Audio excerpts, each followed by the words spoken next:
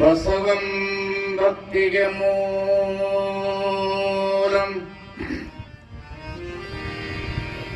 ಬಸವಂ ಕಾಲಂಗೆ ಕಾಲನ ಅನುಪಮಶೀಲಂ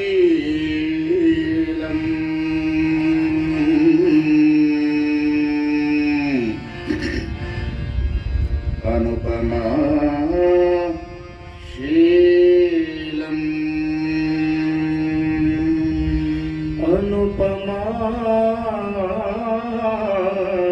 ಶೀಲಂ ಶೀಲಂ ಬಸವ ರಕ್ಷಿಪುದು ಎನ್ನ ಸಂಗನ ಬಸವಣ್ಣ ಬಸವ ರಕ್ಷಿಪುದು ಎನ್ನ ಸಂಗನ ಬಸವಣ್ಣ ಸಂಗನ ಬಸವಣ್ಣ ಸಂಗನ ಬಸವಣ್ಣ ಕರುಣಿ ಬಸವ ಕಾಲಹರ ಬಸವ ಕರ್ಮಹರ ಬಸವ ಶಿವಜ್ಞಾನಿ ಬಸವ ನಿಮ್ಮ ಭಕ್ತಿಯ ಧರ್ಮವಯ್ಯ ಕಪಿಲ ಸಿದ್ಧ ಮಲ್ಲಿಕಾರ್ಜುನ ಕಪಿಲ ಸಿದ್ಧ ಮಲ್ಲಿಕಾರ್ಜುನ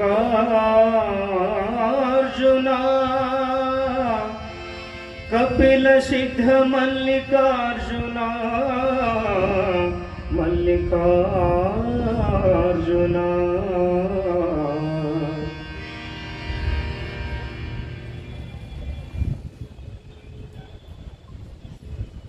ಅನುಭವ ಮಂಟಪವನ್ನು ಕುರಿತು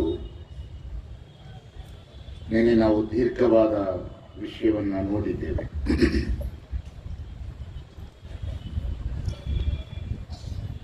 ಅನುಭಾವ ಬೇರೆ, ಅನುಭಾವಿ ಬೇರೆ, ಅನುಭವ ಬೇರೆ.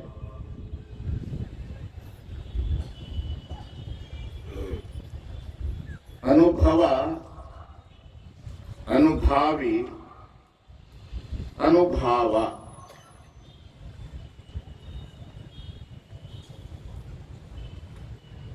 ಈ ಮೂರನ್ನ ನಾವು ಬಹಳ ಚೆನ್ನಾಗಿ ಗಮನಿಸಬೇಕು.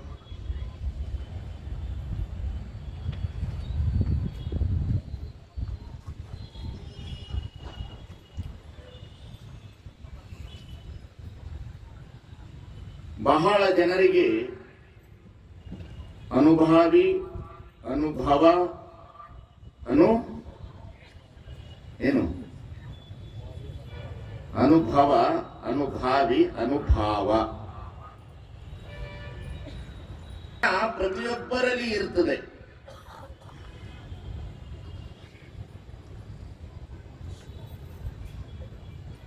ಆ ಇರುವ ಜ್ಞಾನವನ್ನ ಮನುಷ್ಯ ತನ್ನ ವಿವೇಕದ ಪ್ರಜ್ಞೆ ಒಳಗಡೆ ವಿಸ್ತರಿಸಿಕೊಂಡು ಬದುಕುವುದಕ್ಕೆ ಸುಜ್ಞಾನ.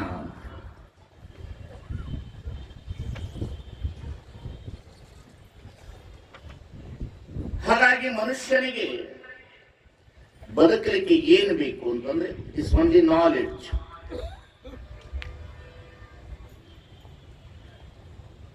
ಮೊದಲನೇ ದಿವಸ ಹೇಳಿದ್ದೇನೆ, ಜ್ಞಾನದಲ್ಲಿ ಅನೇಕ ಪ್ರಕಾರದ ಜ್ಞಾನ. ಇಂದ್ರಿಯ ಜ್ಞಾನ, ಇಂದ್ರಿಯತೀತವಾದ ಜ್ಞಾನ, ವೃತ್ತಿ ಜ್ಞಾನ.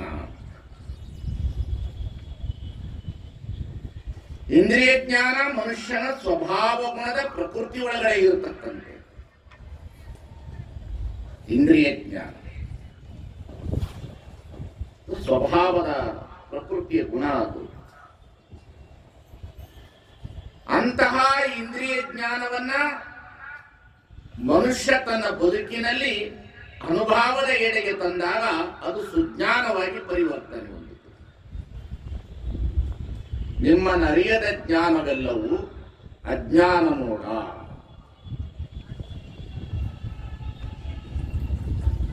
ಬಹಳ ಜನರಿಗೆ ಹೇಗೆ ಕುಳಿತುಕೊಳ್ಬೇಕನ್ನತಕ್ಕಂಥ ಜ್ಞಾನ ಇರುವುದಿಲ್ಲ. ಜ್ಞಾನ ಅನ್ನೋದು ಕೇವಲ ಅದು ಪ್ರದರ್ಶನ ಅಲ್ಲ, ಬದುಕಿನ ಎಲ್ಲ ಲಕ್ಷಣಗಳು, ಬದುಕಿನ ಎಲ್ಲ ಲಕ್ಷಣಗಳು ಜ್ಞಾನ. ಹೇಗೆ ಕುಳಿತುಕೊಳ್ಳಬೇಕು ಅನ್ನೋದು ಒಂದು ಜ್ಞಾನ. ಅದು ಮನುಷ್ಯನಿಗೆ ಅದರ ಕೊರತೆ ಇರ್ತದೆ. ಮನುಷ್ಯನಿಗೆ ಹೇಗೆ ಕುಳಿತುಕೊಳ್ಬೇಕನ್ನತಕ್ಕಂಥ ಜ್ಞಾನದ ಕೊರತೆ ಇರ್ತದೆ ಮನುಷ್ಯನಿಗೆ. ಬಹಳ ಜನ ನೋಡ್ರಿ, ಊಟ ಮಾಡಬೇಕಾದಾಗ ಹ್ಯಾಕೆ ಕುಳಿತುಕೊಳ್ಬೇಕು ಅಂತ ಊಟ ಮಾಡಲ್ಲ, ಕುಕ್ಕರ್ ಕಾಲು ಹಾಕೊಂಡು ಊಟ ಮಾಡ್ತಾ ಇರ್ತಾರೆ. ಎರಡು ಕಾಲಿಂಗೆ ಹಾಕಿ ಬೆಳಗ್ಗೆ ಹೋಗ್ತೀವಲ್ಲ ಆ ರೀತಿ ಕೂತಿರ್ತಾರೆ.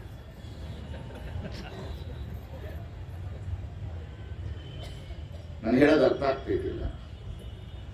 ಮನುಷ್ಯ ಅನ್ನತಕ್ಕಂಥವನಿಗೆ ಬದುಕಿನೊಳಗಡೆ ದೇವರು ಕೊಟ್ಟಿರ್ತಕ್ಕಂಥ ಒಂದು ದೊಡ್ಡ ಕೊಡುಗೆ ಯಾವುದಂದ್ರೆ ಇಟ್ ಇಸ್ ಟೋಟಲಿ ನಾಲೆಡ್ಜ್. ನಿಮಗೆ ಬೆಲೆ ಇರೋದೇ ಜ್ಞಾನದಿಂದ, ಹಣದಿಂದಲ್ಲ,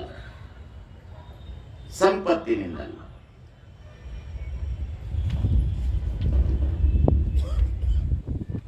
ಬದುಕಿಗೆ ಬಹಳ ಮುಖ್ಯವಾಗಿ ಬೇಕಾಗಿರ್ತಕ್ಕಂಥದ್ದು knowledge. Knowledge is the power. Power. ಲಕ್ಷ್ಮಿಯನ್ನ ತಾವರ ಮೇಲೆ ಕೂರಿಸಿದ್ದಾರೆ, ಸರಸ್ವತಿಯನ್ನ ಬಂಡೆ ಮೇಲೆ ಕೂರಿಸಿದ್ದಾರೆ.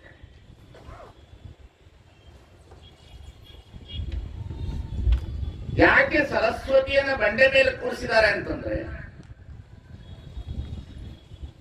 ಎಂತಹ ಕಾಲದಲ್ಲಿಯೂ ಸಹ ಬಂಡೆ ಅಲಗಾಡುವುದಿಲ್ಲ, ಅದು ನಾಲೆಡ್ಜ್. ಅದಕ್ಕೆ ಅವಳನ್ನ ಸರಸ್ವತಿಯನ್ನ ಬಂಡೆ ಮೇಲೆ ಕೂರಿಸು. ಅವಳನ್ನ ಅದರ ಮೇಲೆ ಕೂರಿಸ್ಬಿಟ್ಟಿದ್ದಾರೆ, ಬ್ರಹ್ಮನ ಧರ್ಮಪತ್ನಿ ಆಗಿರ್ತಕ್ಕಂಥ ಸರಸ್ವತಿಯನ್ನ. ಲಕ್ಷ್ಮಿಯನ್ನ ತಾವರೆ ಹೂವಿನ ಮೇಲೆ ನಿಲ್ಲಿಸಿದ್ದಾರೆ. ಕಾರಣ, ಇನ್ನು ಪಾರ್ವತಿಯನ್ನು ಬಿಡಿ, ಅವಳನ್ನ ಸ್ವಲ್ಪ ಆ ಕಡೆ ಇಡೋಣ. ಈ ಸದ್ಯ ಅವಳು ಬೇಡ, ಇವರಿಬ್ಬರನ್ನೇ ತಗೊಳ್ಳೋಣ. ಇವಳನ್ನ ಯಾಕೆ, ಸರಸ್ವತಿಯನ್ನ ತಾಯಿಯನ್ನ ಯಾಕೆ ಬಂಡೆ ಮೇಲೆ ಕೂರಿಸಿದ್ದಾರೆ ಅಂದ್ರೆ, ಇಟ್ ಇಸ್ ರಾ ನಾಲೆಡ್ಜ್. ಅದು ಕಳ್ಳನೂ ಕದಿಯೋದಿಲ್ಲ, ಸಂಬಂಧಿಕರು ಕದಿಯೋದಿಲ್ಲ, ಮಾರಾಟಕ್ಕೂ ಬರೋದಿಲ್ಲ. ಸಂದರ್ಭಕ್ಕೆ ಅದನ್ನು ಬಳಸಿದ್ರೆ ಜಗತ್ತಿನಲ್ಲಿ ನೀನು ಅಜ್ಞಾನ ಹೋಗ್ತಕ್ಕಂಥ ಶಕ್ತಿ ಅನ್ನತಕ್ಕಂಥದ್ದು ನಾಲೆಡ್ಜ್ ಇಸ್ ದ ಬಂಡೆ. ಲಕ್ಷ್ಮಿಯನ್ನ ಎದರ ಮೇಲೆ ಕೂರಿಸಿದ್ದಾರೆ, ತಾವರೆ ಹೂವಿನ ಮೇಲೆ ಕೂರಿಸಿದ್ದಾರೆ. ಯಾಕೆ ಕೂರಿಸಿದ್ದಾರೆ?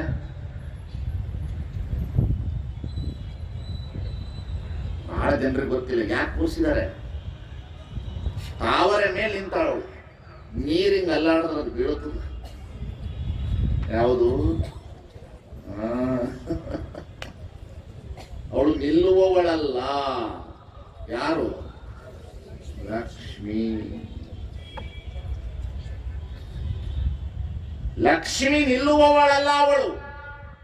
ಅವಳೆಂದೂ ನಿಲ್ಲುವವಳಲ್ಲ. ಯಾರ ಮನೆಯಲ್ಲಿ ನೀವು ಕಟ್ಟಿಡ್ಲಿಕ್ಕೆ ಆಗೋದಿಲ್ಲ ಅವಳು. ಯಾಕೆ? ಅವಳು ಚಂಚಲೆ. ಅವಳು ಯಾವಳು? ಚಂಚಲೆ. ಮನೆಯಿಂದ 500 ರೂಪಾಯಿ ತೆಗೆದುಕೊಂಡು ಮನೆಯಿಂದ ಹೊರಗಡೆ ಹೊರಟಾಗ ರಿಕ್ಷಾದವಳ ಹತ್ರ ಬಂದು ನಿಂತಾಗ ಅದು 400 ಆಗ್ತಾಳೆ.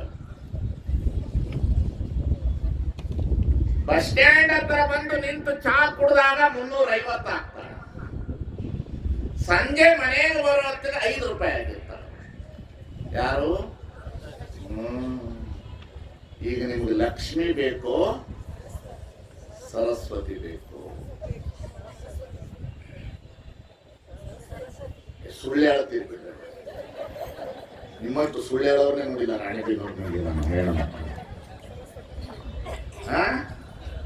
ಸುಳ್ಳು. ಸರಸ್ವತಿ ಬೇಕಿದ್ರೆ ನಿಮ್ಮ ಮನೆಯಿರೋ ಲಕ್ಷ್ಮಿ ಎಲ್ಲ ನನ್ನ ಹೆಸರಿಗೆ ಬರೀರಿ.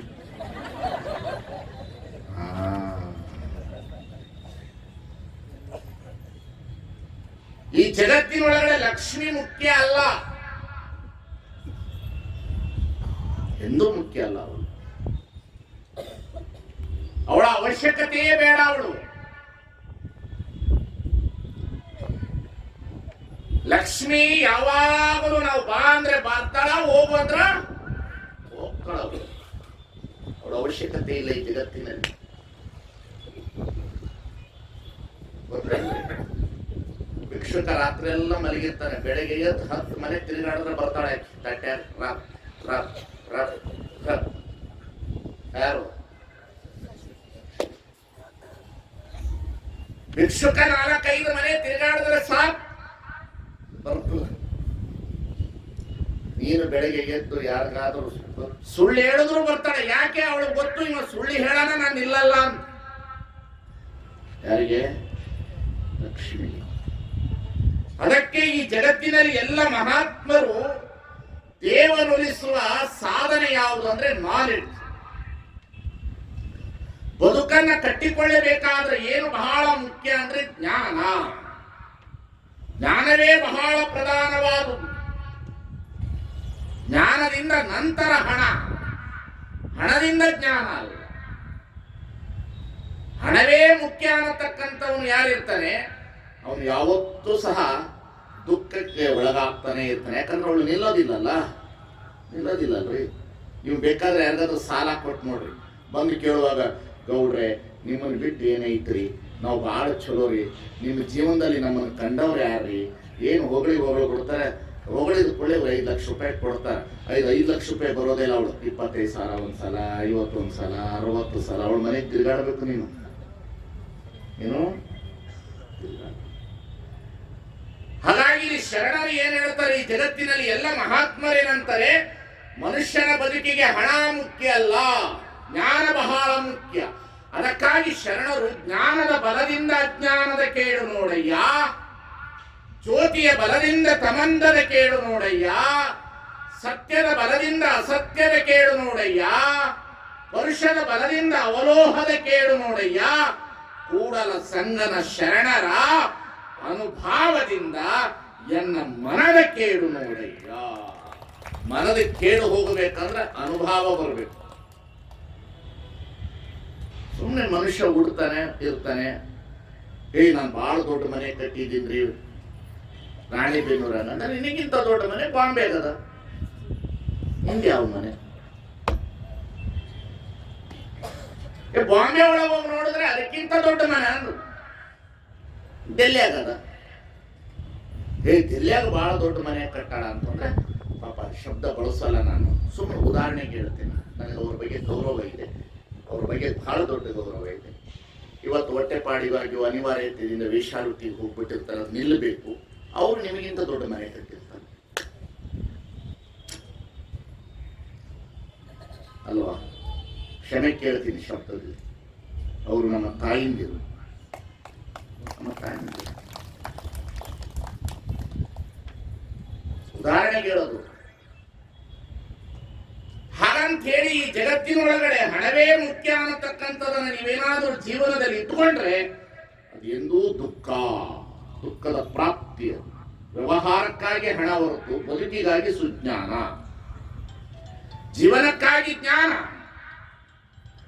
ಆ ಜ್ಞಾನವನ್ನ ಪಡಿಬೇಕು ಅಂತ ಮನುಷ್ಯನಿಗೆ ಮುಖ್ಯವಾಗಿ ಬೇಕಾಗಿರ್ತಕ್ಕಂಥದ್ದು ಏನು ಅಂತ ಹೇಳಿದ್ರೆ, ಒಂಟಿ ಇರುವಂತಹ ಮನುಷ್ಯ ಸತ್ಸಂಗಕ್ಕೆ ಬರಬೇಕು, ಶರಣರ ಸಂಘಕ್ಕೆ ಬರಬೇಕು, ಶರಣರ ಒಡನಾಟವನ್ನು ಮಾಡಬೇಕು, ಸಮುದಾಯದ ಜೊತೆಯಲ್ಲಿ ಕುಳಿತುಕೊಳ್ಳಬೇಕು, ವಿಚಾರಗಳನ್ನು ಕೇಳಬೇಕು. ಅದಕ್ಕಾಗಿ ಜೇಡರ ದಾಸಿಮಯ್ಯ ಅಂತ ಬಹಳ ದೊಡ್ಡ ಶರಣ, 12ನೇ ಶತಮಾನದಲ್ಲಿ ಆಗಿರುವಂತ ಶರಣ. ಆ ಶರಣ ಬಹಳ ದೊಡ್ಡ ದಾಸಿಮೆಯರವರು. ದೇವರ ದಾಸಿಮೆಯ, ಅವರ ಧರ್ಮಪತ್ನಿ ದುಗ್ಗಳೆ, ಇಬ್ಬರು ಬಹಳ ಅದ್ಭುತವಾದ ಅನುಭವಿಗಳು ಈ ನಾಡಿನೊಳಗಡೆ. ಗಂಡ ಹೆಂಡತಿಯರೇ ಅವರು. ಈ ಅನುಭವ ಮಂಟಪದಲ್ಲಿ ಇದ್ದಂಥವರವರು. ಅನುಭವ ಮಂಟಪದ ವಿಚಾರಧಾರೆಗಳಲ್ಲಿ ಅನುಭವ ಹೇಗೆ ಬರ್ತಿತ್ತು ಅನ್ನೋದಕ್ಕೆ ಇದು ಸಾಕ್ಷಿ. ಶರಣರೆಲ್ಲರೂ ಇದ್ರಲ್ಲ, ಆ ಅನುಭವ ಮಂಟಪದೊಳಗಡೆ ಹೇಗೆ ಅವರು ಜೀವನವನ್ನು ಮಾಡ್ತಿದ್ರು ಗಂಡ ಹೆಂಡತಿಯರು. ಅವರೇ ಬರೆದಿರೋದು, ಸತಿಪತಿಗಳು ಒಂದಾದ ಭಕ್ತಿ ಹಿತವಾಗಿರ್ಬೋದು ಶಿವನಿಗೆ. ಇದು ಬರೆದಿರ್ತಕ್ಕಂಥವ್ರು ಎಷ್ಟು ಚೆನ್ನಾಗಿ ಬರ್ದಾರ ನೋಡ್ರಿ. ಅವ್ರ ಅನುಭವ ನೋಡ್ರಿ, ನಮ್ಮ ಅನುಭವಕ್ಕೂ ಅವ್ರ ಅನುಭವ ನೋಡ್ರಿ. ನಮ್ದು ಬೆಳಗ್ಗೆ ಇದ್ದಿದ್ದು ಮಧ್ಯಾಹ್ನ ಇಲ್ಲ, ಮಧ್ಯಾಹ್ನ ಇದ್ದಿದ್ದು ರಾತ್ರಿ ಇಲ್ಲ, ರಾತ್ರಿ ಇದ್ದಿದ್ದು ಬೆಳಗಿಲ್ಲ. ಯಾಕೆ ಯಾಕೆ ಯಾಕೆ ಕಾರಣ ಏನು? ನಮ್ಮಲ್ಲಿ ಸ್ಪಷ್ಟತೆಯ ಕೊರತೆ. ಜೀವನದ ಸ್ಪಷ್ಟತೆಯ ಕೊರತೆ. ಎಷ್ಟು ಚೆನ್ನಾಗಿ ಬರ್ತಾರೆ ದೇವರ ದಾಸಿಮೇನವರು. ಅವರು ಹೀಗೆ ಪೂಜೆಗೆ ಕೊಡ್ತಾಗ ದೇವರ ಸಾಕ್ಷಾತ್ಕಾರ ಆದ್ನಂತೆ. ಅದು ಬರ್ತಕ್ಕಂಥ ವಿಚಾರ ಸಾಕ್ಷಾತ್ಕಾರ ಆಗಿ ದೇವರು ಬಂದು ಕೇಳದಂತೆ, ನಿನಗೆ ಏನ್ ಬೇಕು, ಏನ್ ಬೇಕ್ರಿ ನಿಮ್ಗೀಗ ನಾ ಕೊಡ್ತೀನಿ ಹೇಳಿ, ಏನ್ ಬೇಕು ಅಂತ ಕೇಳದಂತೆ. ದೇವರ ದಾಸಿಮೇನವರು ಕುಳಿತಂತ ಸಂದರ್ಭದಲ್ಲಿ ಮಹಾರಾಜ ಬಹಳ ಸುಂದರವಾದಂತ ವ್ಯಕ್ತಿ. ಮಹಾರಾಜರನ್ನ ಕೇಳಿದ್ರೆ ಏನ್ ಹೇಳ್ತಿದ್ರು ಅವರು? ಇನ್ನೊಂದಿಷ್ಟು ಜಮೀನು ಕೊಡು ಅಂತಿದ್ರು ಅಷ್ಟೇ, ಇನ್ನೇನ್ ಕೇಳ್ತಿದ್ರು. ದೇವರ ದಾಸಿಮೇನವರ ಹತ್ರ ಕುಳಿತು ಕೇಳಿದ ಕೂಡಲೇ ದೇವರ ದಾಸಿಮೇನವರನ್ನು ದೇವರು ಹೇಳಿದ್ರಂತೆ, ನಿನಗೊಂದು ಆನೆ ಕೊಡ್ತೀನಿ, ತಗೋ, ಆನೆ ತಗೊಂಡು ಈ ಆನೆಗೆ ಬೇಕಾಗಿರ್ತಕ್ಕಂಥ ಸಂಪತ್ತು ಕೊಡ್ತೀನಿ, ತಗೋ. ಆನೆಗೆ ಬೇಕಾಗಿರ್ತಕ್ಕಂತಹ ಸಂಪತ್ತು ಕೊಡ್ತೀನಿ, ತಗೋ, ಎಲ್ಲವನ್ನ ಕೊಡ್ತೇನೆ, ರಾಜ್ಯವನ್ನ ಕೊಡ್ತೇನೆ, ತಗೋ ಅಂದ್ರಂತೆ. ದೇವರ ದಾಸ್ಯಮೇನವರು ಒಂದೇ ಮಾತು ಹೇಳಿದ್ರಂತೆ, ಕರಿಯನಿತ್ತಡೆ ಒಲ್ಲೆ, ಸಿರಿಯನಿತ್ತಡೆ ಹೊಲ್ಲೆ, ಇರಿದಪ್ಪ ರಾಜ್ಯವನಿತ್ತಡೆ ಒಲ್ಲೆ. ಕರಿಯನಿತ್ತಡೆ ಹೊಲ್ಲೆ, ಸಿರಿಯನಿತ್ತಡೆ ಹೊಲ್ಲೆ, ಇರಿದಪ್ಪ ರಾಜ್ಯವನಿತ್ತಡೆ ಒಲ್ಲೆ. ನಿಮ್ಮ ಶರಣರ ಸುಳ್ಳುಡಿ ಒಂದರೆಗಳಿಗೆ ಇತ್ತಡೆ, ನಿಮ್ಮನೆ ಇತ್ತೆ ಕಾಣ ರಾಮನಾಥ. ಆ ವಚನ ಇದು. ಇದಕ್ಕಿಂತ ದೊಡ್ಡ ಅನುಭವದ ವಚನ ಈ ಜಗತ್ತಿನಲ್ಲಿ ಯಾವುದು ಬೇಡ. ಆನೆ ಕೊಡ್ತೀನಿ ಅಂದ್ರು ಬೇಡ, ಆನೆಗೆ ತಕ್ಕ ಸಿರಿತನ ಕೊಡ್ತೀನಿ ಅಂದ್ರು ಬೇಡ, ಆನೆಗೆ ತಕ್ಕ ಅರಮನೆಯನ್ನು ಕೊಡ್ತೀನಿ ಅಂದ್ರು ಬೇಡ, ಯಾವುದು ಬೇಡ. ಇವು ಜಗಕ್ಕಿಟ್ಟಿದ ವಿಧಿ, ಇವು ಜಗಕ್ಕಿಟ್ಟಿದ ವಿಧಿ. ನೀನೊಡಲೆಂಬುದು ಜ್ಞಾನರತ್ನ, ಇಂತಪ್ಪ ಜ್ಞಾನವನ್ನು ಅಲಂಕರಿಸಿದೆಯಾದರೆ ನಿನ್ನಿಂದ ಶ್ರೀಮಂತನಿಲ್ಲ ಕಾಣ ಎಲೆಮನವೇ. ಏನೇನು ಬೇಡಪ್ಪ, ನಿಮ್ಮ ಶರಣರ ಸುಳ್ಳುಡಿ ಒಂದು ಅರಗಳಿಗೆ ಇತ್ತಡೆ. ಒಂದು ಅರ್ಧ ಗಂಟೆ ಅಂತ ನೋಡ್ರಿ, ಒಂದು ತಾಸದ, ಇಲ್ಲಿ ಅರ್ಧ ಗಂಟೆ ಇಲ್ಲ, ಒಂದು ತಾಸು. ಬೇಕಾದ್ರೆ ನಿನ್ನನ್ನು ನಾನು ಮರೀತೀನಿಯಪ್ಪ ಅಂತ. ಮನುಷ್ಯ ಟೈಮ್ ಟೇಬಲ್ ಇಟ್ಕೊಂಡು ಬದುಕಬೇಕ್ರಿ. ಮನುಷ್ಯ ಟೈಮ್ ಟೇಬಲ್, ಟೋಟಲಿ ಮನುಷ್ಯ ಟೈಮ್ ಟೇಬಲ್ ಆಗಬೇಕು. ಯಾರಿಗೆ? ದೇವರಿಗಲ್ಲ, ನಿನ್ನ ಬದುಕಿಗೆ, ನಿನ್ನ ಜೀವನ. ಮನುಷ್ಯ ಹೇಗೆ ಬದುಕಬೇಕು ಅಂದ್ರೆ, ರಾತ್ರಿ ಮಲಗುವಾಗ ಅವನಿಗೆ ಒಂದು ಟೈಮ್ ಟೇಬಲ್ ಇರಬೇಕು, ಅನುಭವ ಇರಬೇಕು. ಶರಣರ ಹಾಕಿ ಕೊಟ್ಟಿದ್ದಾರೆ ಈ ಜಗತ್ತಿನಲ್ಲಿ. ಜಗತ್ತಿನಲ್ಲಿ ದೇವರನ್ನ ಪೂಜೆ ಮಾಡೋದಕ್ಕೆ ಟೈಮ್ ಟೇಬಲ್ ಹಾಕಿದವರು ಬಹಳ ಜನ, ಮನುಷ್ಯರಿಗೆ ಬದುಕಲಿಕ್ಕೆ ಟೈಮ್ ಟೇಬಲ್ ಹಾಕಿದವರು ಶರಣರು ಅನ್ನತಕ್ಕಂಥದನ್ನ ಕಾಣಿದ್ರು. ದೇವರ ಪೂಜೆಗೆ ಟೈಮ್ ಟೇಬಲ್ ಬೇರೆ ಐತ್ರಿ. 8 ಗಂಟೆಗೆ ಪೂಜೆ ಮಾಡಬೇಕು, 6 ಗಂಟೆಗೆ ಪೂಜೆ ಮಾಡಬೇಕು, ಅಮಾಸೆ ಮಾಡಬಾರ್ದು, ಹುಣ್ಣಿಮೆ ಮಾಡಬೇಕು. ದೇವರಿಗೆ ಟೈಮ್ ಟೇಬಲ್ ಅದ ಪೂಜೆ ಮಾಡೋದಕ್ಕೆ. ಆದರೆ ಜಗತ್ತಿನಲ್ಲಿ ಮನುಷ್ಯರು ಬದುಕಲಿಕ್ಕೆ ಟೈಮ್ ಟೇಬಲ್ ಹಾಕಿದವರು ಯಾರಾದ್ರೂ ಇದ್ರೆ ಶರಣರು ಮಾತ್ರ ಅನ್ನತಕ್ಕಂಥದನ್ನ ಅರ್ಥ ಮಾಡ್ಕೊಳ್ಬೇಕು. ಎಂತೆಂತಹ ಅನುಭಾವಿಗಳಿದ್ದರು ಶರಣರ ಅನುಭವ ಮಂಟಪದಲ್ಲಿ ಅಂದ್ರೆ ಒಬ್ಬ ಮುಕ್ತಿನಾಥ ಅಂತಿದ್ದ, ಅತಿ ಅದ್ಭುತವಾದ ಶರಣ ಆತ. ಆತನಿಗೆ ಒಂದು ಕಾಯಕವನ್ನು ಕೊಟ್ಟಿದ್ರು ಬಸವಣ್ಣ, ಮುಕ್ತಿನಾಥ. ಆ ಮುಕ್ತಿನಾಥ ಅನ್ನತಕ್ಕಂತಹ ಕಾಯಕದ ಶರಣ ಏನ್ ಮಾಡ್ತಿದ್ದ, ರಾತ್ರಿ ನೀವೆಲ್ಲರೂ ಪ್ರಸಾದ ಮುಗಿದ ಮೇಲೆ ಅವ ಓಣಿ ಒಳಗೆ ಬರ್ತಿದ್ದ. ಓಣಿ ಒಳಗಡೆ ಬಂದು ಒಂದು ಗಂಟೆ ಇಟ್ಟುಕೊಳ್ತಿದ್ದ. ಬಸವಣ್ಣ ಎಷ್ಟು ಚೆನ್ನಾಗಿ ಸಮಾಜ ಕಟ್ಟಿದ್ರು ನೋಡ್ರಿ, ಕಲ್ಯಾಣದಲ್ಲಿ ಇಂತಹ ಸಮಾಜ ಕಟ್ಟು. ಏನು, ರಾತ್ರಿ ಅವನು ಗಂಟೆಯನ್ನು ತಗೊಳ್ತಿದ್ದ. ತನ್ನ ಹಿಂಬದಿಯಲ್ಲಿ ಗಂಟೆ, ನೀವು ನೋಡಿರ್ಬೋದು, ಯಾರಾದ್ರೂ ಲಿಂಗೈಕ್ಯರಾದ್ರೆ ಹಿಂದ್ಗಡೆ ಒಬ್ಬ ಒಂದಿಷ್ಟುದ್ದ ಸೌಟ್ ಇಟ್ಕೊಂಡು ಗಂಟೆ ಬಾರಿಸ್ಕೋತ ಬರ್ತಾರೆ. ಈಗಲೂ ಐತಿ ಅನ್ನೋದು. ನೋಡಿದವ್ರು ಎಷ್ಟು ಜನ ಇದ್ದೀರಿ? ಇದು ನಮ್ಮ ಲದ್ವಾರು ನೋಡ್ಯಾರ, ಗಂಟೆ ಬಾರಿಸ್ತಿತ್ತು ನೋಡಿ. ಈ ಕಾಯಕ ಏನ್ ಮಾಡ್ತಿತ್ತು ಅಂತ ಹೇಳಿದ್ರೆ, ಅವನು ರಾತ್ರಿ ನೀವೆಲ್ಲರೂ ಪ್ರಸಾದ ಮುಗಿದ ಮೇಲೆ ನೀವೆಲ್ಲರೂ ಹೊರಗಡೆ ಕೂತಿರುವಂತ ಸಂದರ್ಭದಲ್ಲಿ ಅವನು ಬರ್ತಿದ್ದ. ಬಂದು ಅವನು ಏನು ಹೇಳ್ತಿದ್ದ ನಿಮಗೆಲ್ಲರಿಗೂ ಅಂದ್ರೆ, ಮಲಗುವ ಪೂರ್ವದಲ್ಲಿ ಸಂದೇಶವನ್ನು ಕೊಡ್ತಿದ್ದ. ದುಸ್ವಪ್ನವ ಕಾಣದಿರಿ, ದುರ್ವಿಚಾರದಲ್ಲಿ ಕೂಡದಿರಿ, ಮನೋವಿಕಾರದಲ್ಲಿ ಬಳಲದಿರಿ, ಮೂಲ ಮಂತ್ರನ ಆತ್ಮಂಗೆ ವೇದಿಸಿಕೊಳ್ಳಿ, ಗುರು ಆಜ್ಞೆಯೆಂದಿಗೂ ಮರೆಯದಿರಿ,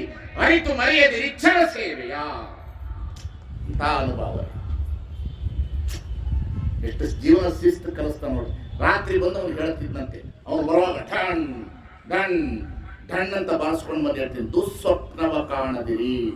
ನಿದ್ರೆ ಒಳಗಡೆ ದುಸ್ವಪ್ನ ಬರಬಾರ್ದು, ದುಸ್ವಪ್ನ ಬರಬಾರ್ದು. ಸ್ವಪ್ನ ಬಂತು ಹೋಯ್ತು. ಈಗ ಯಾಕೆ ನಿಮ್ಗೆ ಸ್ವಪ್ನ ಬರ್ತದೆ ಗೊತ್ತೇನ್ರಿ? ಬೆಳಿಗ್ಗೆ ಎದ್ದು ಪೂಜೆ ಮುಗಿಸಿ ಊರು ತುಂಬ ತಿರುಗಾಡಿ ಸಾಯಂಕಾಲ ಉಂಡು ರಾತ್ರಿ ಎಲ್ಲ ಬಂದು ಟಿವಿ ಒಳಗೆ ಕೂತ್ಕೊಂಡು ಎಲ್ಲ ಟಿವಿ ಸೀರಿಯಲ್ ನೋಡಿ ನೀವು ಸುಮುಗದ ಮೇಲೆ 10ವರೆಗೆ ಕ್ರೈಮ್ ಸ್ಟೋರಿನಲ್ಲಿ ಒಂದು ಹೆಣ ಬಿದ್ದ ಮೇಲೆ ಮಲಗೋದು ಏನ್ರಿ? ಆ ಕ್ರೈಮ್ ಸ್ಟೋರಿನಲ್ಲಿ ಹೆಣ ಬಿದ್ದಿರೋದನ್ನ ನೋಡಿ ಮಲಗಿದಾಗ ರಾತ್ರಿ ನಿನ್ನ ನಿದ್ರೆ ಒಳಗಡೆ ಏನಾಗುತ್ತೆ? ಅದು ಕಾಡ್ತದೆ. ಸುಳಿಯೊಳಗೆ ಸುಳಿಯಾಗಿರ್ಪೇನಯ್ಯ. ಯಾವಾಗ ಅದು ಕಾಣ್ಲಿಕ್ಕೆ ಶುರು ಆಗ್ತದ, ರಾತ್ರಿ ಚೀರಾಡೋದು, ದೆವ್ವ ಬಂತು ಅನ್ನೋದು, ಹಿಡ್ಕೊಂಡಂಗಾಯ್ತು ಅನ್ನೋದು, ಸೀದಾ ನಿಮಾನ್ಸ್ಗೆ ಹೋಗೋದು, ಇಲ್ಲ ಡಾಕ್ಟರ್ ಪಾಂಡುರಂಗೆ ಎದುರು ಹೋಗೋದು. ಇಷ್ಟೇ ತಾನೆ. ಎಷ್ಟು ಜೀವನದಲ್ಲಿ ಅನುಭವ ಅಂದ್ರೆ ಇನ್ನೇನು ಅಲ್ರಿ ಅದು. ಅನುಭವ ಅಂದ್ರೆ ಇನ್ನೇನಲ್ಲ, ನಮ್ಮ ಬದುಕಿನ ಎಲ್ಲ ಲಕ್ಷಣಗಳು, ಅದು ಎಲ್ಲ ಲಕ್ಷಣಗಳು ಹೀಗೆ ಬಿಚ್ಚಿ ನಿಲ್ತದ. ಎಷ್ಟು ಚೆನ್ನಾಗಿ ಹೇಳ್ತಾರೆ ಅವರು, ದುಸ್ವಪ್ನವ ಕಾಣದಿರಿ. ನಿದ್ರೆ ಅನ್ನೋದು ಕನಸು ಬರಬಾರ್ದಂತ. ಅಕ್ಕ ಮಹಾದೇವಿ ಕನಸು ಕಂಡಿಲ್ಲಂತೆ. ಅಕ್ಕ ಕೇಳವ್ವ ನಾನೊಂದು ಕನಸ ಕಂಡೆ, ಅಕ್ಕ ಕೇಳವ್ವ ನಾನೊಂದು ಕನಸ ಕಂಡೆ. ತೆಂಗಿನಕಾಯಿ ಅವಳ ಕನಸೇ ಬೇರೆ. ಮಹಾವೀರನ ತಾಯಿ ತನ್ನ ಮಗುವನ್ನ ಅಡಿಯುವಾಗ 12 ಕನಸುಗಳನ್ನು ಕಂಡಿದ್ಲು. 12 ಕನಸುಗಳು ಮಹಾವೀರನ ತಾಯಿ. ಹಾಗಾಗಿ ಅವರು ಇಲ್ಲಿ ಏನು ಹೇಳ್ತಾರೆ ಅಂತಂದ್ರೆ, ದುಸ್ವಪ್ನವ ಕಾಣದಿರಿ, ದುರ್ವಿಚಾರದಲ್ಲಿ ಕೂಡದಿರಿ. ಸಂಸಾರ ದುರ್ವಿಚಾರದಲ್ಲಿ ಕೂಡಬಾರದು, ಎಂದು ಕೂಡಬಾರದು. ಕಾಮ ಎಂದು ದುರ್ವಿಚಾರದಲ್ಲಿ ಕೂಡಬಾರದು. ಕಾಮ ಜಗತ್ತಿಗೆ ದೇವರು ಕೊಟ್ಟಿರುವ ಪ್ರಸಾದ, ಅದನ್ನು ಬಹಳ ಪ್ರಸಾದೀಕರಣದಿಂದ ಕೂಡಬೇಕು ಅಂತ ವಿಷಯ. ದುಸ್ವಪ್ನವ ಕಾಣದಿರಿ, ದುರ್ವಿಚಾರದಲ್ಲಿ ಕೂಡದಿರಿ, ಮನೋವಿಕಾರದಲ್ಲಿ ಬಳಲದಿರಿ. ಇನ್ನೇನು ಹೇಳಬೇಕಿದಕ್ಕೆಲ್ಲ ವ್ಯಾಖ್ಯಾನ ಹೇಳಬೇಕಿಲ್ಲ. ಮೂಲ ಮಂತ್ರನ ಆತ್ಮಂಗೆ ವೇದಿಸಿಕೊಳ್ಳಿ, ಗುರುವಾಜ್ಞೆಯನ್ನೆಂದಿಗೂ ಮರೆಯದು. ಅದನ್ನು ಹೆಣ್ಣು ಮಕ್ಕಳಂತೂ ಮದುವೆ ಆದ ಮೇಲೆ ಗರ್ಭಿಣಿಯಾದಂಥ ತಾಯಿ ಬಹಳ ಪವಿತ್ರತೆಯಿಂದ ಇರಬೇಕು, ಬಹಳ ಪವಿತ್ರತೆಯಿಂದ ಇರಬೇಕು. ಹುಟ್ಟುವ ಮಗುವಿಗೆ ಒಳಗಡೆ ಎಲ್ಲಾ ರೀತಿಯ ಸಂಸ್ಕಾರವನ್ನು ಕೊಡುವ ಶಕ್ತಿ ತಾಯಿಗಿರ್ತದ. ತಾಯಿ ಆದವಳು ಮಗುವನ್ನ ಹಡಿಯುವವರೆಗೂ ಬಹಳ ಬಹಳ ಬಹಳ ಬಹಳ ಚೆನ್ನಾಗಿರ್ಬೇಕು. ಇವ್ರು ಈಗಿನವ್ರು ಏನ್ ಮಾಡ್ತಾರಂದ್ರ ಒಳಗಡೆನೆ ಹೇಳ್ತಿರ್ತಾರೆ 99 ತಿಳಿತೀವಿಲ್ಲೋ. ಹುಟ್ಟಕ್ ಮುಂಚೆ LKG ಹೋಗಿ ಫೀಸ್ ಕಟ್ಟ ಬಂದ್ರೆ ಏನಾಗ್ತದ್ರಿ?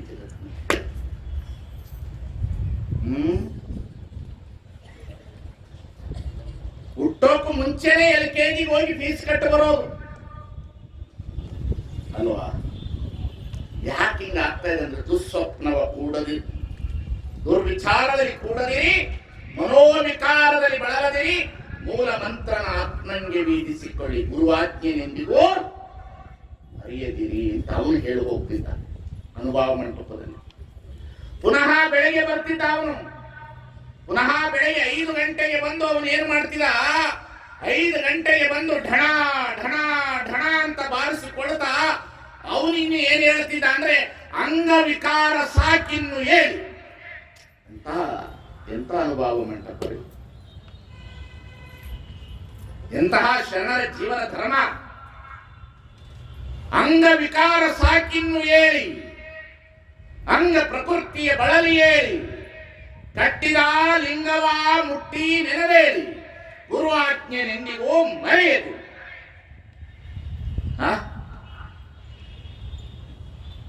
ತಿಳಿತಿಲ್ಲ? ಎಷ್ಟು ಚಂದ ಇದೆ ನೋಡ್ರಿ.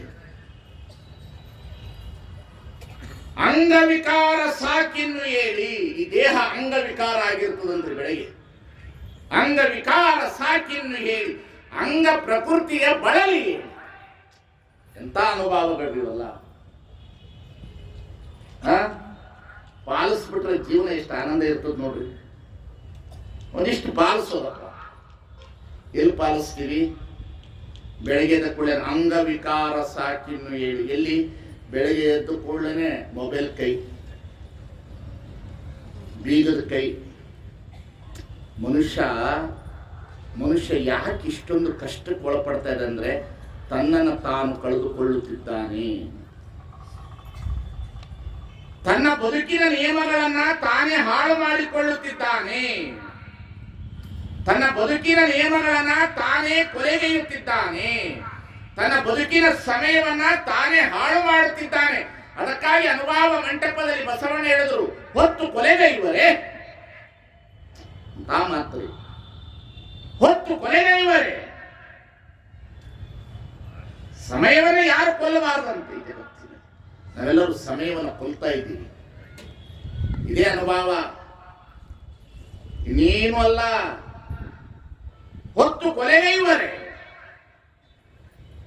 ಅಂಗವಿಕಾರ ಸಾಕೆನ್ನೇರಿ ಅಂಗ ಪ್ರಕೃತಿಯ ಬಳಲಿಯೇರಿ ಕಟ್ಟಿದ ಲಿಂಗವ ಮುಟ್ಟಿ ನೆನೆದೇಳಿ. ನೋಡಿ, 12ನೇ ಶತಮಾನ ಅವನು ಹಂಗೆ ಹೇಳ್ಕೊತ ಬರ್ತಿದ್ನಂತೆ. ಯಾರು? ಮುಕ್ತಿನಾಥ. ಈಗ 21ನೇ ಶತಮಾನದಲ್ಲಿ ಏನು ಹೇಳ್ಕೊಂಡು ಬರ್ತಾರ? BA, MA, MD ಓದಿದವರು, ದೊಡ್ಡ ದೊಡ್ಡ ಮನೆ ಕಟ್ಟಿದವರು. ಏನ್ ಬೀದಿಯಾಗ ಬೆಳಗ್ಗೆ ಎದ್ದು ಕೂಡಲೇ 6 ಗಂಟೆಗೆ ಕಸವ ಹಾಕಬೇಡಿರಿ. ಯಾರಿಗೆ ಹೇಳ್ತಾ ಇರೋದು? ಯಾರಿಗೆ? ಮುನ್ಸಿಪಾಲಿಟಿಯವರು.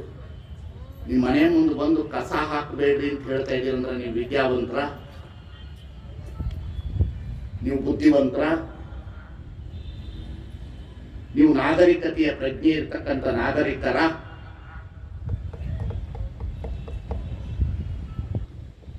ಇಪ್ಪತ್ತೊಂದನೇ ಶತಮಾನಕ್ಕೆ ಮನೆ ಮುಂಭಾಗದಲ್ಲಿ ಬಂದು ಕಸ ಹಾಕಬೇಡಿ ಹೇಳಿ ಅದರೊಳಗೆ ನೀವು ಕಸ ಹಾಕಿಸ್ಕೊತೀನಿ ಅಂದ್ರೆ ಭಾರತ ಬಹಳ ಮುಂದುವರೆದಿದ್ಯಾ? ಇವ್ರ ಮನೆ ಕಸ ಅವರಿಗೆ, ಅವ್ರ ಮನೆ ಕಸ ಇವರಿಗೆ. ಇನ್ನೊಬ್ಬ ಇದ್ದ, ನೋಡ್ತಾ ಇದ್ದ, ನಾಲೆಡ್ಜ್, ಜ್ಞಾನ, ಅನುಭವ. ತಿಳಿತಿಲ್ರಿ ಏನದು ಅನುಭವ ಅಂದ್ರೆ ಏನು? ಇವ್ರ ಮನೆ ಕಸ ಅವ್ರಿಗೆ ಹಾಕೋದು, ಅವ್ರ ಮನೆ ಕಸ ಇವ್ರಿಗೆ ಹಾಕೋದು. ಅವ್ರು ಎದ್ದೊಳಕ್ ಮುಂಚೆ ಇವ್ರು ಪೇಪರ್ ಓದಿ ಅವ್ರ ಮನೆಗೆ ಹೋಗೋದು ಬಿಡೋದು. ವಾಕಿಂಗ್ ಹೋದಾಗ ಅವ್ರು ನೀರು ಹಾಕಿದ್ದು ಹೂವನ್ನು ಕಿತ್ಕೊಂಡು ಇವ್ರು ಪೂಜೆ ಮಾಡೋದು. ಇದು ನಾಗರಿಕತೆ. ಇದೇನಿದು? ಏನಿದು? ನಾಗರಿಕತೆ. ಎಂಥದು ಒಂದು ಅನುಭವ ಅನ್ನತಕ್ಕಂಥದ್ದು ನಾಗರಿಕತೆ ಒಳಗಡೆ ನಮಗೆ ಅದು ಸೇರ್ಬೇಕು ನಮ್ಮ ಜೀವನದಲ್ಲಿ. ಅಂದ್ರೆ ಅಥಣಿಯ ಶಿವಯೋಗಿಗಳ ಹತ್ರ ಹೋಗ್ಬೇಕು. ಅಥಣಿಯ ಶಿವಯೋಗಿಗಳು ಎಂಥವರು? ಶರಣರ ಅನುಭವದಲ್ಲಿ ಹೇಳ್ತಾರೆ, ಸರ್ವ ಜೀವಿಗಳಿಗೆ ಹಿಂಸೆಯ ಮಾಡದಿರುವುದೇ ಪ್ರಥಮ ಪೂಜೆ ನೋಡ. ಅನುಭವ. ಅಥಣಿ ಶಿವಯೋಗಿಗಳನ್ನ ಕೇಳಬೇಕು ನೀವು. ಎಷ್ಟು ದೊಡ್ಡವರು ಶಿವಯೋಗಿಗಳು. ಈ ಭಾಗದಲ್ಲ ತಿರುಗಾಡಿದ್ದಾರೆ. ಹಂಸಭಾವಿಯೊಳಗೆ ಬರ್ತಿದ್ರು. ಅವ್ರನ್ನ ನೋಡಿದವರೇ ಧನ್ಯವಾದಗಳು. ಮೃತ್ಯುಂಜಯಪ್ಪಗಳು ಅವ್ರನ್ನ ನೋಡಿದವರೇ ಧನ್ಯವಾದಗಳು ಅಂತ ದೊಡ್ಡ ಮಹಾತ್ಮರವರೆಲ್ಲರೂ. ಅಥಣಿ ಶಿವಯೋಗಿಗಳು ಜಡಕ್ಕಕ್ಕೆ ಹೋಗುವಾಗ ಅವ್ರ ಮಠದೊಳಗಡೆ ಒಂದು ಪಾರಿಜಾತದ ಗಿಡ ಇತ್ತು. ಬೆಳಿಗ್ಗೆ 4 ಗಂಟೆಗೆ ಹೇಳ್ತಿದ್ರು. ಹೆಂಡಿ ಸಾರಿಸಿ ಅಲ್ಲಿ ಮೇಲೊಂದು ಬಟ್ಟೆಯನ್ನು ಹಾಕಿ ಜಳಕಕ್ಕೆ ಹೋಗ್ತಿದ್ರು. ಜಳಕಕ್ಕೆ ಹೋಗಿ ಬಂದ ಮೇಲೆ ಗಾಳಿಯಾಗ ಅಲ್ಲಾಡಿರೋ ಹೂ ಕೆಳಗೆ ಬಿದ್ದರೆ ಮಾತ್ರ ತಗೊಂಡು ಪೂಜೆ ಮಾಡ್ತಿದ್ರು. ಗಿಡದಲ್ಲಿ ಹೂವು ಜೀವ ಇದೆ ಅಂತ ಕುಯ್ಯಲಿಲ್ಲ. ಸರ್ವ ಜೀವಿಗಳಿಗೆ ಹಿಂಸೆಗೆ ಮಾಡದಿರುತ್ತದೆ ಪ್ರಥಮ ಪೂಜೆ. ಎಷ್ಟಿಷ್ಟು ಬಂಡಿ ಹೂ ಕಿತ್ಕೊಂಡ್ ಬರೋದು ಮಂದಿದು. ಏನ್ ಮಾಡೋದು? ಅನುಭವ ಎಲ್ಲ ಇತ್ತು ನಮಗೆ. ಅನುಭವ ಮನುಷ್ಯನಿಗೆ ಹೊರಟೋಗ್ಬಿಟ್ಟಿದ್ದಾರೆ. ಅಹಂಕಾರ ಬಂದದ, ಧಾರ್ಮಿಕ ಬಂದದ, ದಂಬಾಚಾರ ಬಂದದ. ಮನುಷ್ಯನಿಗೆ ಅನುಭವ ಅನ್ನತಕ್ಕಂಥದ್ದು ಹೇಗಿರ್ಬೇಕಂದ್ರೆ ತಂದೆಯನ್ನು ತಂದೆಯಾಗೇ ನೋಡಬೇಕು, ತಾಯಿಯನ್ನು ತಾಯಿಯಾಗೇ ನೋಡಬೇಕು, ಹೆಂಡತಿಯನ್ನು ಹೆಂಡತಿಯಾಗೇ ನೋಡಬೇಕು, ಮಕ್ಕಳನ್ನ ಮಕ್ಕಳಾಗೇ ನೋಡಬೇಕು, ಮಕ್ಕಳು ತಂದೆ ತಾಯಿಯಾಗೇ ನೋಡಬೇಕು. ಕುಟುಂಬದ ಅನುಭವ ಬರಲಿಲ್ಲ ಅಂತಂದ್ರೆ ಇನ್ಯಾವ ಅನುಭವ ಬರ್ತದ್ರಿ? ಬಹಳ ಜನ ಕೇಳ್ತಾ ಇರ್ತೀನಿ, ಅಲ್ಲಪ್ಪ ಒಂದಿಷ್ಟು ವಿಭೂತಿ ಹಚ್ಕೋ, ಒಂದಿಷ್ಟು ಲಿಂಗ ಕಟ್ಕೊಂಡ್ರೆ ಒಳಗದನ್ರಿ ಮತ್ತೆ ಹೊಟ್ಟೆ ಮ್ಯಾಗ ಹೋಳಿಗೆ ಕಟ್ಕೋ. ಹೊಟ್ಟೆ ತುಂಬುತ್ತದೆ. ಬಹಳ ಜನರಿಗೆ ನಾನು ಬಹಳ ಪವಿತ್ರ ಇದ್ದೀನಿ, ಅದೇ ಬಹಳ ಅಪರಾಧ. ನಾನು ಪವಿತ್ರ ಇದ್ದೀನಿ ಎನ್ನುವ ಅಹಂಕಾರ ನಿನ್ನಲ್ಲಿ ಇರುವುದೇ ಬಹಳ ದೊಡ್ಡ ಅಹಂಕಾರ.